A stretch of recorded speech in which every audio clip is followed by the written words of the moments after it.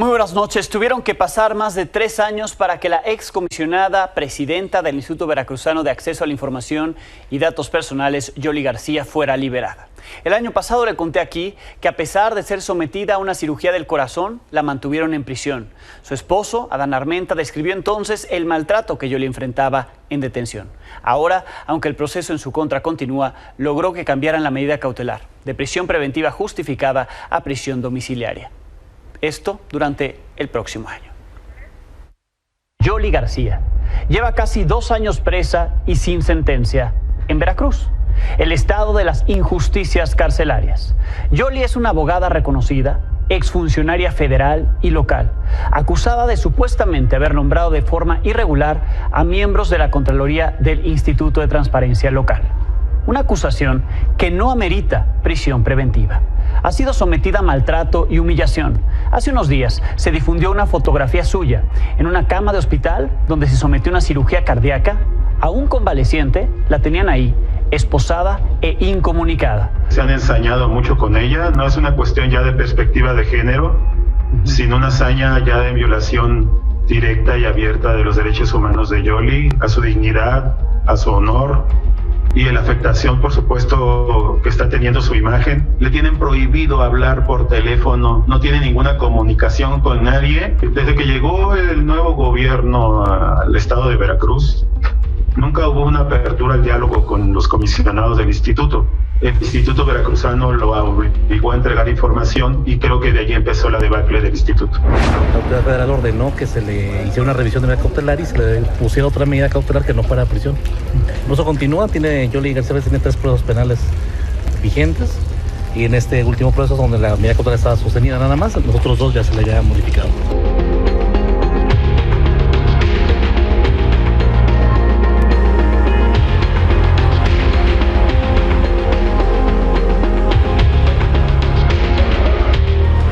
Señora Yoli, señora Yoli.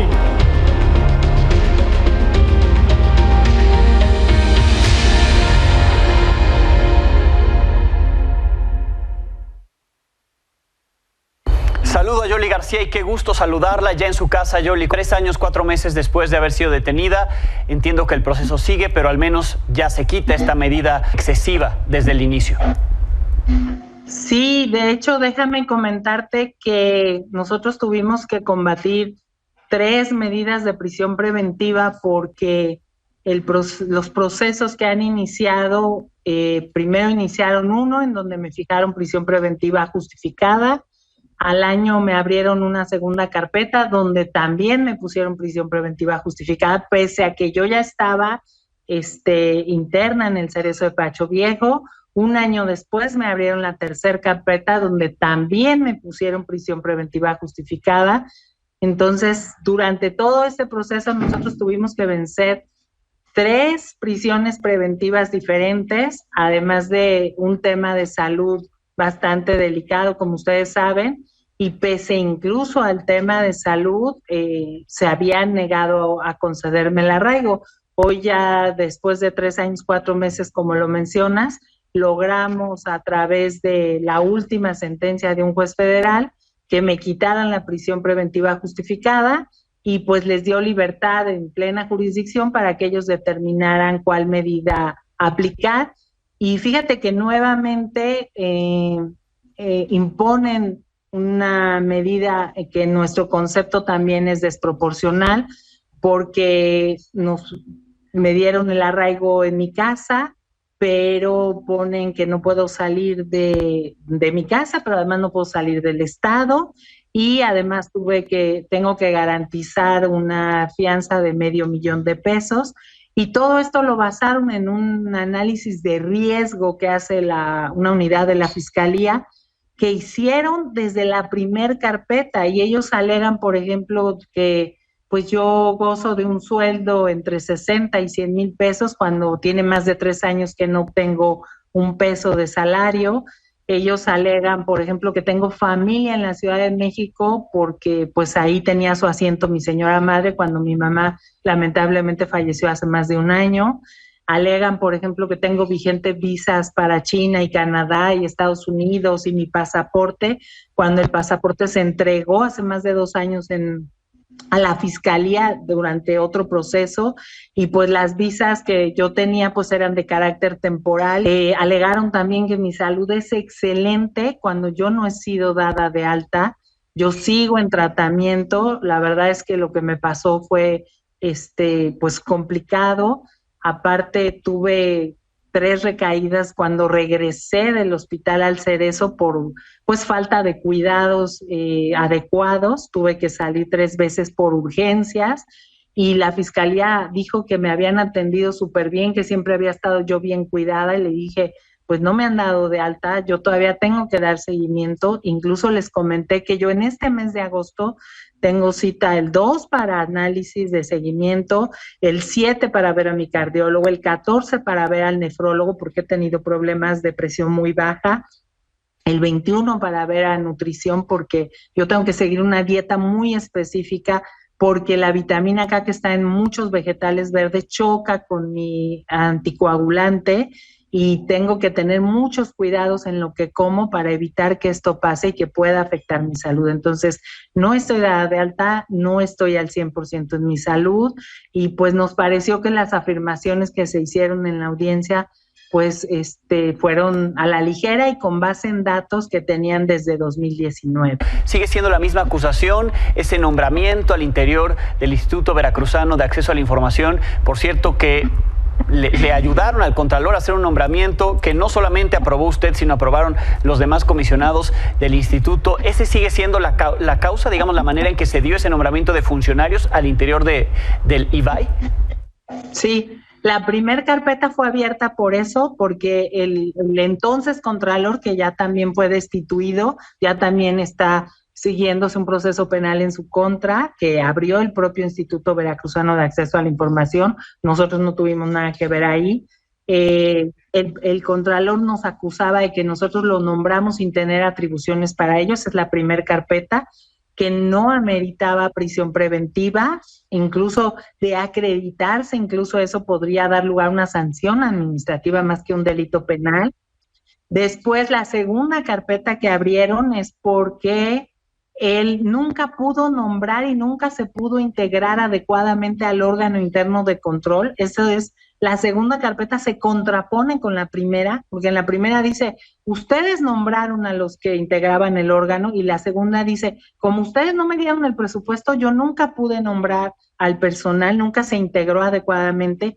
Y la tercera y última carpeta que abrieron, en esa nos están diciendo que nosotros estamos cometiendo el delito de peculado, porque nosotros a finales del ejercicio de Javier Duarte, y digo algo que es un hecho notorio, a muchas dependencias dejaron de ministrársele recursos. Fue el caso también del instituto. Nosotros requeríamos cada 15 días esos recursos y como no nos los ministraron, entonces nosotros dejamos de pagar 3 meses de renta, se dejaron de pagar otros servicios del instituto, incluso un impuesto del 3% a la nómina, y entonces ellos, cuando llega la nueva integración, le piden a Finanzas que les dé recursos para pagar esos adeudos, los pagan con los recursos que les da Finanzas y abren un procedimiento contra nosotros por peculado, porque nosotros no pagamos ese recurso.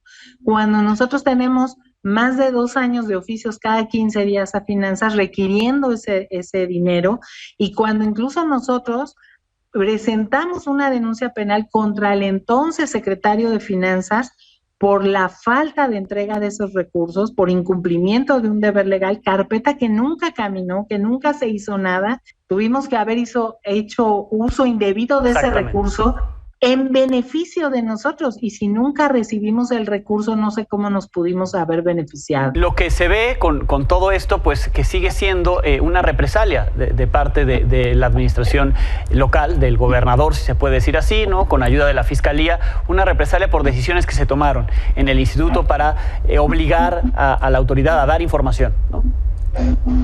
Pues nosotros lo dijimos siempre, fuimos incómodos para el gobierno de Javier Duarte, fuimos incómodos para el gobierno de Miguel Ángel Yunes, fuimos incómodos para este gobierno porque obligábamos a que se transparentaran los recursos, porque la información es de la ciudadanía y los servidores públicos tienen que entregarla. Yo confío en las leyes, confío en que la justicia, aunque se tarde, llegará y que esto se solucionará y que podremos volver a tener una vida normal. Y pues ahora doy gracias, de verdad, que tengo una nueva oportunidad porque pues la vida me dio otro chance, me permitieron esta cirugía, salí bien, gracias a Dios, y pues ahora disfrutar a la familia y a seguir colaborando en lo que se pueda y pues adelante, ¿no? Con la frente en alto. Yo digo que pues las cosas se dieron de esta manera, pero pues pude ser yo, pudo haber sido cualquier otro servidor público, ¿no? Yoli, muchísimas gracias. Si una cosa ha caracterizado al gobierno de Cuitláhuac García en Veracruz es ir contra ciertos personajes que le incomodan en temas políticos, al caso de Yoli García se suma el de la jueza Angélica Sánchez. Aquí le hemos dado cuenta de él, que después de haber sido detenida y liberada 2 veces se enfrenta aún un proceso en prisión domiciliaria. La acusan de tráfico de influencias y contra la fe pública por considerar que se corrompió para ordenar la liberación de Itiel N., quien sigue preso por otra acusación, pues de la primera, el asesinato de un diputado, no hubo pruebas en su contra. El gobernador ha insistido en que el señalado, Itiel N., es un narcotraficante, pero de eso nadie lo está acusando.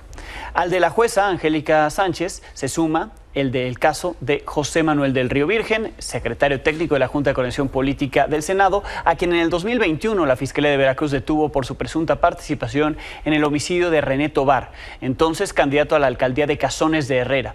Del Río Virgen estuvo 178 días preso, hasta que un juez resolvió su no vinculación a proceso y su liberación inmediata al considerar que no había datos de prueba que lo implicaran. Vamos a más información del día.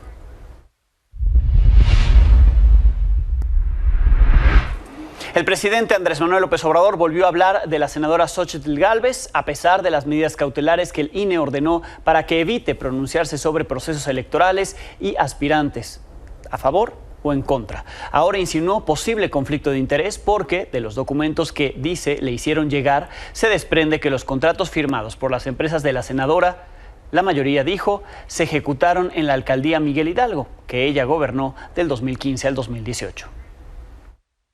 Saben que ahora me enteré de que los abogados de Claudio X González asesoran a la señora Xóchitl. Lo digo porque no creo que por esto me vayan a castigar, a infraccionar, pero me está demandando que porque di a conocer lo de los contratos que obtuvo su empresa cuando estaba de jefa de la delegación Miguel Hidalgo en la Ciudad de México. Bueno, ¿por qué di a conocer estos contratos? Porque me los hicieron llegar y ni modo que si uno sabe de que hay un posible delito, tiene uno que quedarse callado.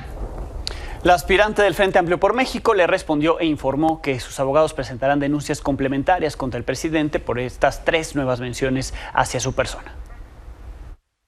El presidente insiste en fake news y lo que yo le recomiendo es que se relaje, lo veo muy preocupado.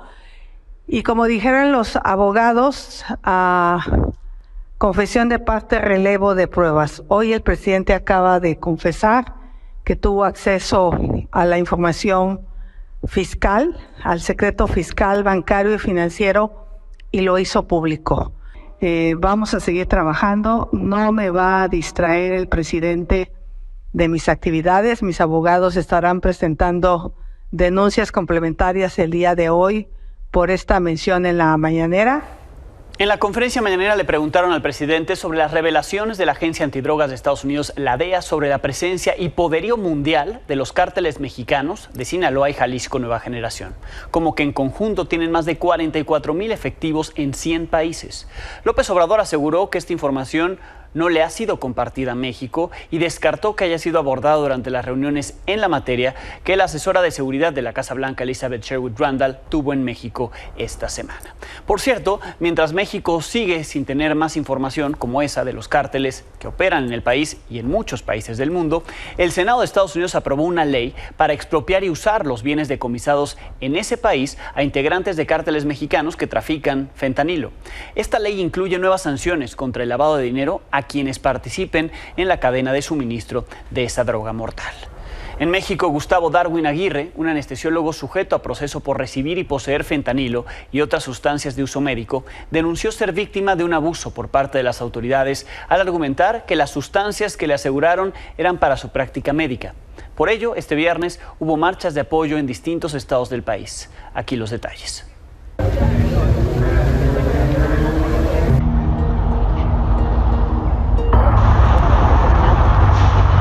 Estamos exigiendo a gobernador, a directivos de las clínicas, a Secretaría de Salud que nos escuchen, que nos apoyen en ese aspecto para que no nos tengamos que exponer nosotros a que nos vayan a detener.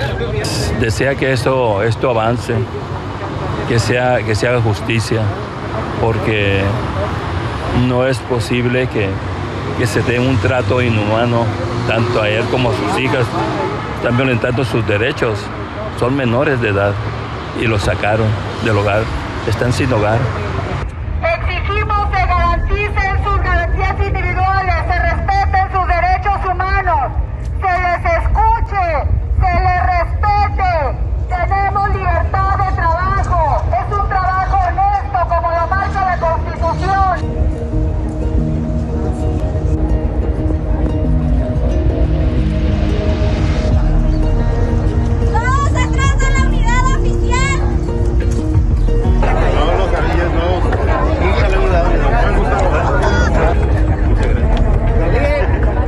Es lo peor que me ha pasado. Me siento muy humillado. Siento que violaron todos mis derechos, que violaron los derechos de mis hijas, de mi esposa, de toda mi familia. A mis hijas no se les olvida que vieron a los policías con armas. Van a tener repercusiones psicológicas. Quiero que ya este calvario se acabe, que se acabe con bien, que de perdida se animen a dar una disculpa del error que están cometiendo.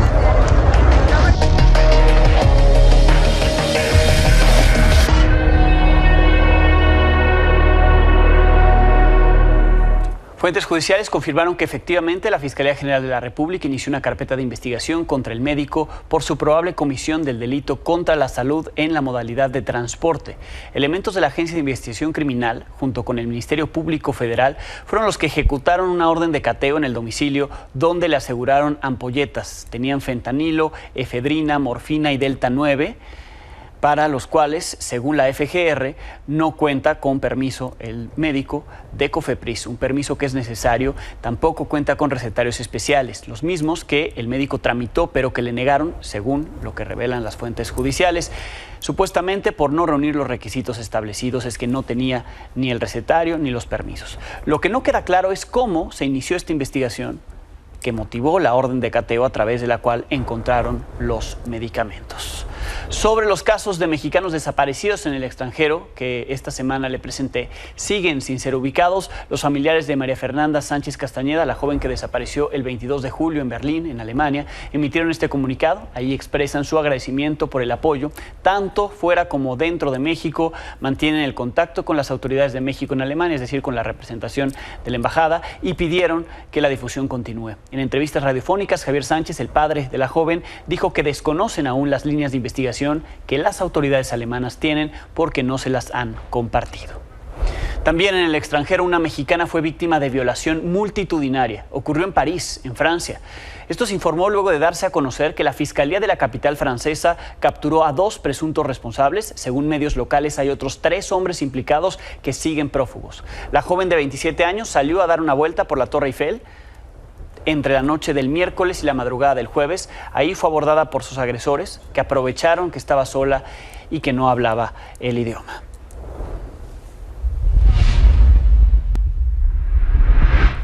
Hoy Hoy se dio a conocer información importante sobre el accidente del 9 de diciembre del 2021, donde murieron 59 migrantes en la carretera Tuxtla-Chiapa de Corzo. En Chiapas venían hacinados en un tráiler.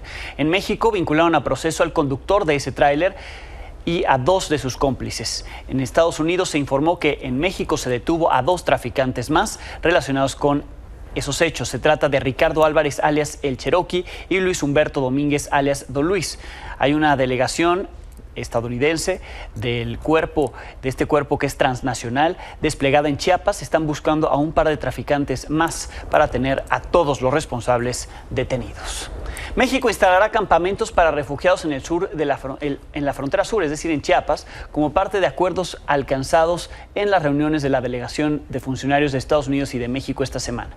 En este comunicado que le presento, el asesor de seguridad de Estados Unidos, Jake Sullivan, informó que México ofrecerá oportunidades laborales y de refugio para las personas vulnerables, comprometiéndose así a seguir haciéndole la chamba a Estados Unidos. Estados Unidos, por su parte, se comprometió a que va a aceptar a algunos refugiados, pero de ciertos países, originarios de Cuba, de Haití, de Nicaragua y de Venezuela. Que estén en este momento aquí en México, todavía no se define cuántos serán. Sullivan destacó en el comunicado que ambos gobiernos cooperan para administrar la frontera de forma humanitaria y ordenada. Estas medidas buscan desahogar la saturación de refugiados que hay en México, sobre todo en la zona norte, para establecerlos en la zona sur. También se pretende evitar que los migrantes crucen de forma ilegal y se expongan a distintos peligros, como el accidente donde Mariano, un hombre de origen oaxaqueño cuya esposa hoy vive una desgracia, él murió dentro de esa caja de tráiler que se encontró en San Antonio, Texas, hace poco más de un año. Su esposa lo perdió a él y ahora tiene cáncer. Esta es su historia.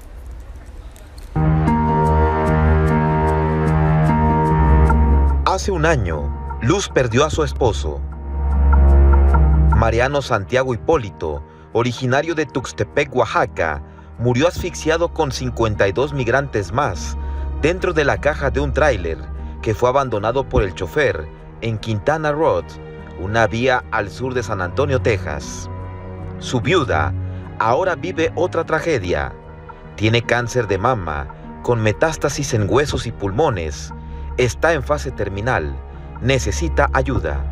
Y solo les pido que me puedan apoyar para mis medicamentos, mis estudios y por mis hijos. En el amor de Dios, gracias. Luz espera su destino con cuidados paliativos, pero requiere oxígeno y costosos medicamentos controlados que no puede pagar. Pero su mayor preocupación son sus hijos, Jade y Mariano, quienes quedarán huérfanos. Un apoyo, ya que ella necesita medicamentos controlados y esos son un poco costosos. ¿Sabes el nombre? Buprenorfina. Buprenorfina se llama el medicamento. ¿Necesitas oxígeno también? Sí. Sí. Un poco. Pues ahora sí que ahorita a ella se le dificulta ya mucho respirar por ella misma. Necesitamos oxígeno, tanque de oxígeno.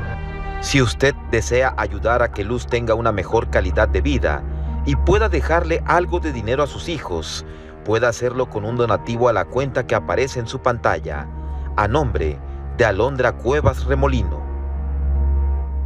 Desde Oaxaca, para Milenio Noticias, Carlos Abad.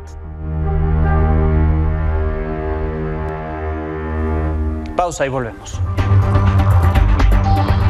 El presidente Andrés Manuel López Obrador acusó que hay una campaña contra las Fuerzas Armadas para socavar las instituciones, luego de que el Grupo Interdisciplinario de Expertos Independientes, el GIEI, señaló en su último informe del caso Ayotzinapa falta de transparencia por parte de las Fuerzas Armadas, en particular del Ejército, al señalar que, teniendo certeza de información con la que cuentan, no se las quisieron dar. Recordemos el señalamiento que hizo el GIEI y veamos la respuesta que hoy les dio el presidente. Sedena niega tener información sobre lo sucedido en monitoreos y seguimientos telefónicos de investigaciones que sí llevaron a cabo. Tenemos las pruebas de que sí llevaron a cabo. Esas conversaciones nunca se pusieron a disposición de la investigación, nunca estuvieron en la investigación, solamente cuando se descubrieron los archivos aparecieron. Como se sigue mintiendo sobre la ausencia de información en Sedena sobre lo que pasó o sobre documentos que tuvieron sobre el posible destino de los normalistas y qué se hizo con eso. Sabemos que miembros de la Marina detuvieron y torturaron a varios detenidos y en base a esa tortura se hizo la llamada versión histórica. Aprovechando que están aquí los secretarios, quisiera preguntarles cuál es su postura frente a estas acusaciones que se les hacen. Pues es la que he sostenido. Quisiera conocer la opinión de los secretarios. Yo la voy a dar, soy el comandante supremo de las Fuerzas Armadas, aparte del presidente de México. Por eso quiero contestar yo, porque no es cierto que es una campaña en contra del Ejército de México, sin fundamento. En general, no tienen razón. Es una campaña para socavar, para debilitar a las Fuerzas Armadas. Si fuese cierto lo que ellos sostienen, no estarían 2 generales en la cárcel por la desaparición de los jóvenes de Ayotzinapa y otros elementos de las Fuerzas Armadas que han estado las Fuerzas Armadas ayudando, cooperando para que se haga justicia.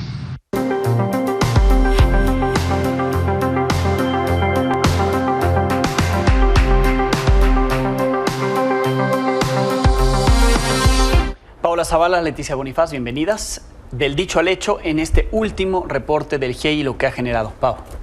Pues mira, a mí me parece bien importante decirle a la audiencia que pueden descargar el informe del GIEI porque hay muchísimos datos, muchísimas pruebas que aportan respecto a la vinculación del Ejército, y esto es muy grave, de manera activa, no solo omisa, que es lo que primero se dio a conocer, en el tema de la desaparición de los 43 estudiantes. De hecho, hay un resumen ejecutivo porque el informe tiene 400 hojas que pueden consultar, pero es muy importante lo que dijo el GIEI, a mí me parece pues muy grave y me da como pues mucha desesperanza. El GIEI dijo que hubo un tope, que hubo una voluntad del presidente de investigar, pero que hubo un tope cuando ellos se dieron cuenta de que había una vinculación institucional del Ejército con el narcotráfico y que ahí dejó de haber cooperación del Ejército y de la Marina para dar información y para dar archivos.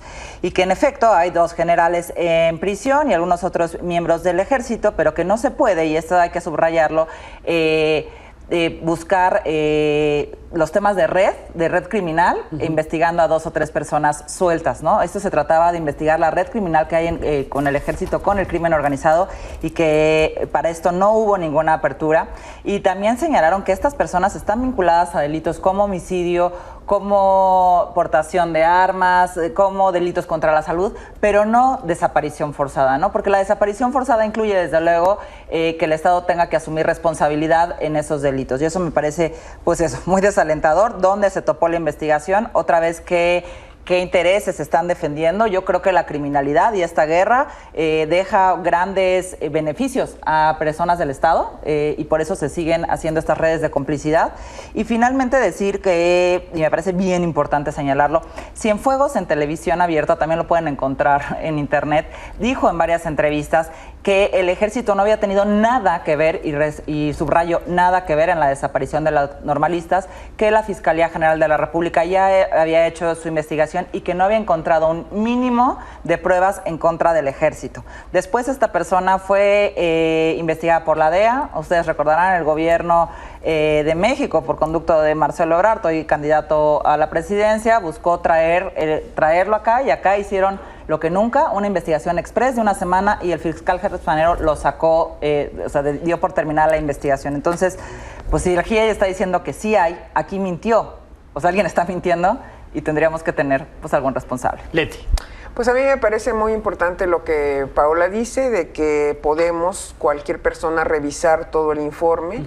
A mí me preocupa la parte jurídica, porque el derecho lo que hace es ir como cerrando y muchas cosas van prescribiendo, hay caducidad de las instancias, y yo la verdad a estas alturas dudo que vayamos a saber realmente qué pasó. En medios he escuchado que dicen pasamos de la verdad histórica a la media verdad, y eso es muy preocupante. Veo ya a los padres pues en la desesperanza total. Yo creo que había mucha esperanza que en este sexenio supiéramos qué pasó, y yo creo que ahora esa esperanza se va para quien venga después.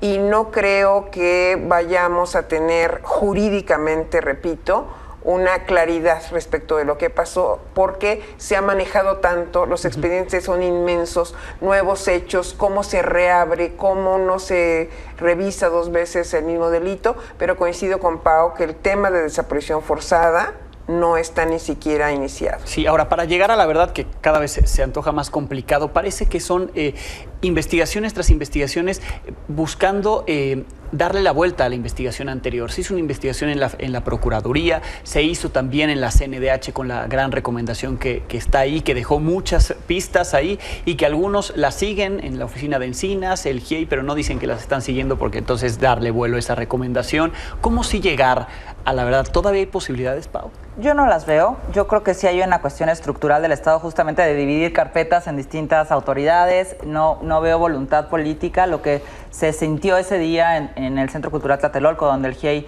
dio el informe, fue pues un sentimiento de traición, ¿no? Son las mismas autoridades las que están ocultando la verdad y sin verdad no puede haber justicia. De hecho, el GIEI decía 2 cosas que me llamaron la atención. Primero, pedía protección porque decía, toda la información que nosotros recibimos, una fue dada por las autoridades, pero otras son testigos protegidos, personas que dentro del gobierno o dentro del mismo ejército decidieron romper el silencio y pasarnos a nosotros información, y pedimos protección para estas personas. Y yo decía, ¿quién nos va a proteger? Si son las mismas autoridades que tendrían que proteger las interesadas en callar la verdad. Y finalmente también decían que ellos esperaban, y también muy frustrados de no poder haber aportado más, que esto generara un debate social sobre el país que queremos, sobre la confianza que estamos poniendo en instituciones que no nos están respondiendo, que nos están traicionando. Teti. Coincido totalmente con Pau. Yo siento que este caso va a quedar como emblemático, pero por la falta de investigación. Y sí, cuando revisamos lo que Luis Raúl González Pérez dijo en su momento, pues eran cosas, como dijiste, muy trascendentes que se quedaron ya al aire. Se quedaron ahí. Muchísimas gracias. Es el Estado y sigue siendo el Estado. Gracias, Pau. Gracias, Leti. Pausa. Volvemos. La Agencia de Promoción de Inversión y Comercio de Corea está buscando que haya mayor intercambio comercial, pero también cultural y popular. Por eso es que organiza y promueve el K-Lifestyle 2023. Aquí los detalles. Me acompañan en el estudio Hyun-Jung Wang, directora de Cotra México, de la Oficina Comercial de la Embajada de Corea del Sur, Marco Saga, coordinador de K-Lifestyle 2023 de Cotra México, y Pamela Beatriz Méndez López, cofundadora de Dongsong, empresa de venta de productos de K-Pop y participante de K-Lifestyle 2023, justamente para hablar del K-Lifestyle 2023. Ya es en una semana, el 4 de agosto se inaugura, dura algunos días. Me gustaría comenzar con qué hace Cotra en su presencia en más de 80 países y su relación con promover empresas, sobre todo de Corea, con empresas mexicanas o de los países en los que tiene presencia, ¿no? Ok, bueno, Cotra es Korea Trade and Investment Promotion Agency, es la agencia de promoción de comercio e inversión de Corea. Cotra fue establecido en 1962 para desarrollar la economía a través de exportaciones. Y ahora cuenta con 199 oficinas en 199. Sí, okay. En 84 países. Muy bien. Y bueno, manejamos actividades de marketing y también hacemos inversiones y también investigaciones. Y sobre todo hoy venimos para hacer la promoción de nuestro evento K-Lifestyle. Lifestyle, que es una de las partes que nos une con Corea del Sur. Tenemos los autos, ¿no? Luego identificamos mucho el tema de los autos, tenemos armadoras de autos, muchos circulando por nuestras calles, pero también está la cultura y la cultura pop. Y ustedes se dedican, Pamela, justamente a la venta de este tipo de productos y estarán en esta feria K-Lifestyle 2023. Es correcto, nosotros somos Dongsong, somos una empresa dedicada a importar productos de K-pop, que es un género musical coreano.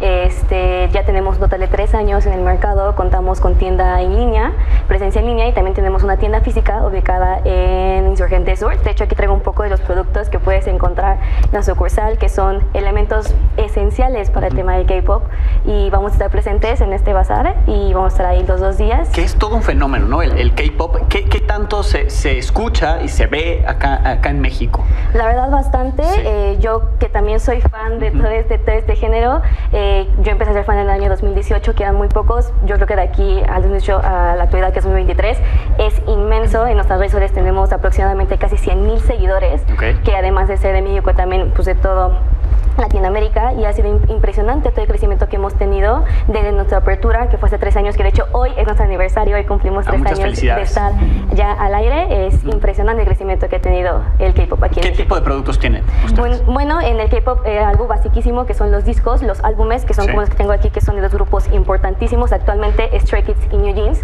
La diferencia, o lo que te da un disco de K-pop que no te da un disco occidental, es un libro de fotos, tarjetas coleccionables, contenido que no solo ves en la música o eso en el disco.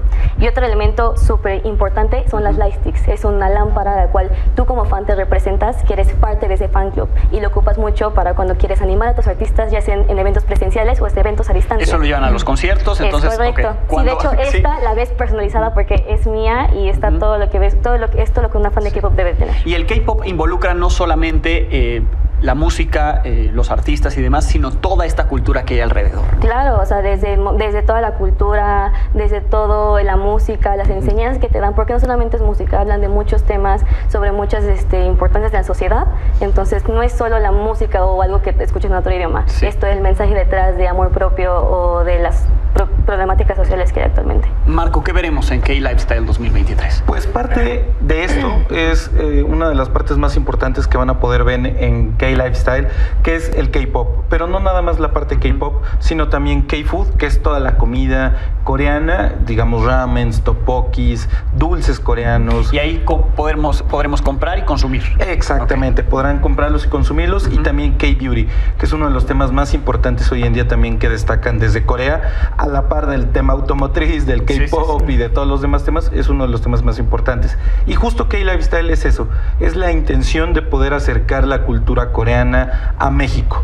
Y en este caso en particular, pues vamos a estar del 4 al 6 de agosto en el segundo piso de Plaza Satélite, ubicada en Naucalpan, Estado de México, y ahí de 11 de la mañana a 8 de la noche van a poder encontrar todos estos productos. Podrán además también participar en actividades culturales, como por ejemplo probarse atuendos típicos coreanos, aprender a escribir su nombre, ver shows de K-pop, y como comentabas, el día viernes, el 4 de agosto, es la inauguración del evento, de esta gran K-pop store que nosotros tenemos, y va a ser a partir de las 12 de la tarde.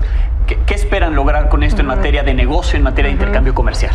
Bueno, esperamos que podemos expandir Corea en el mercado México. Y por favor, que tengan atención y participen. Buenísimo, pues muchísimas gracias. Esta es la invitación del 4 al 6 de agosto en Plaza Satélite. Muchísimas gracias y esperamos que disfruten el evento. Los veo el lunes 21 horas. Encuentra toda la información de Milenio en nuestro canal de YouTube, suscríbete y activa la campanita.